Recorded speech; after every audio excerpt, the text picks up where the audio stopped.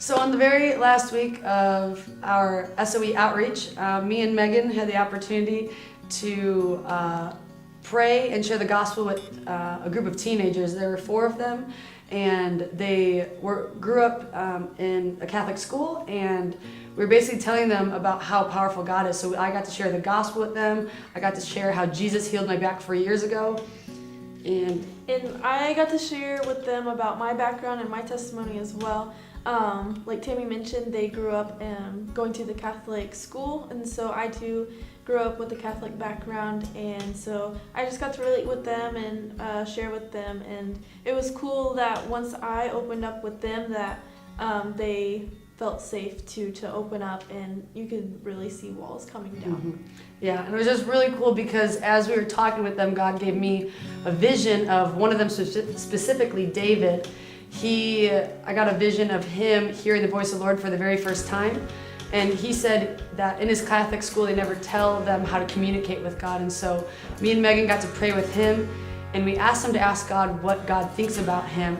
And what was funny is that most of the time if I asked a Christian, like, what does God think about you? You would try to answer the question in the right way, but he didn't even answer the question. He said he felt so much freedom and that God told him directly, I want to become more important to your life. And as we stopped praying with David, he got teary-eyed and he had the biggest smile on his face, and in my heart I felt like salvation was coming very soon. And Megan actually got a picture too about that, which was pretty sweet. So as we were praying, I got a picture of a cornfield, and so half of it was gone, and then there's still like corn stalks standing up, and it was golden hour, and so the light was just really shining on the corn, and in the distance a combine was coming to collect the corn. Mm-hmm. And so for me it was just like the harvest is ready, God is collecting the harvest, and David is going to be part of that harvest.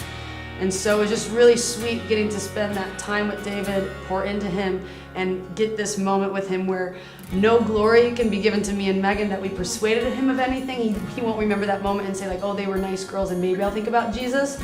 But Jesus himself spoke to him right in that moment, and all glory goes to God, and for the rest of his life he'll remember that Jesus said, I want to become more important to you, and that freedom he felt he'll remember for the rest of his life.